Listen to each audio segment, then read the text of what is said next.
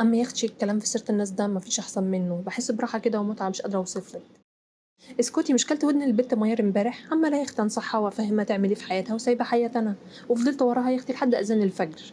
أظن كنت مكانها وعارفة، وهي بنت غلبانة مش فاهمة حاجة. عاملين إيه؟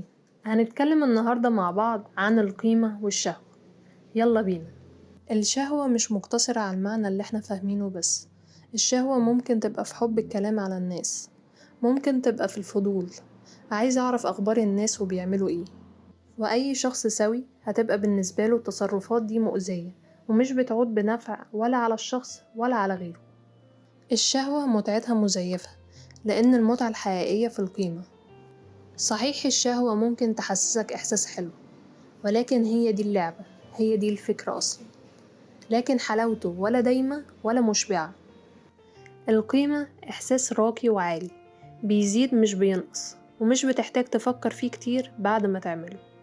الشهوة عكس القيمة، مع زيادة وعيك بتقدر تفرق بين اللي بيتعامل معاك بشهوة وبين اللي بيتعامل معاك بقيمة، لأن مع القيمة هتحس بسلام وحب اتجاه الشخص ومنه، والعكس صحيح. أنا بإيدي دايما أختار، ممكن أختبر الناس، ممكن أصون لساني، ممكن أختار إن أنا أدمن حاجة، وممكن أختار التوازن والحرية. وأخيرا لازم نكون متأكدين إننا جايين الدنيا عشان نغلط ونتعلم. إحنا بني آدمين في الأول وفي الآخر، ولما نعمل حاجة غلط نحتوي نفسنا ونعرف السبب اللي خلانا نضعف ونتصرف كده. إحنا هنا عشان نتحكم في أفكارنا ومشاعرنا بأحسن شكل يخدمنا في حياتنا. القيمة بتغلب الشهوة. إزاي يعني؟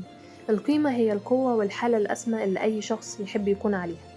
بمنتهى البساطة قيم زي الصدق، العفو، الشجاعة، الحب، دول قيم لو هنعمل حاجة منهم استحالة نكون مش مبسوطين.